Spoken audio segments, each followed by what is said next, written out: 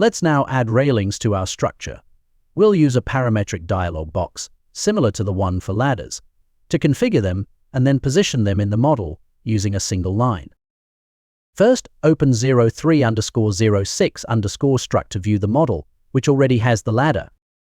Now let's add railings around the platform's top level. To make it easier, ensure we're in parallel view and switch back to the line model to clearly see the upper steel level. Go to Settings and open the railing settings, which are set to standard facility specifications, so no changes are necessary, but you can adjust any dimensions here as needed. You'll also notice options like second post on the graphic, which correspond with the diagram numbers.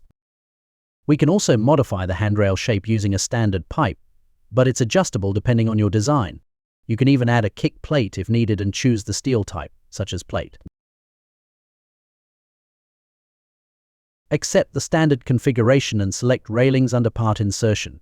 Now, simply choose endpoints along the perimeter by clicking the line's endpoints. With multiple points converging, avoid going too close to the corner to prevent selecting other points by mistake.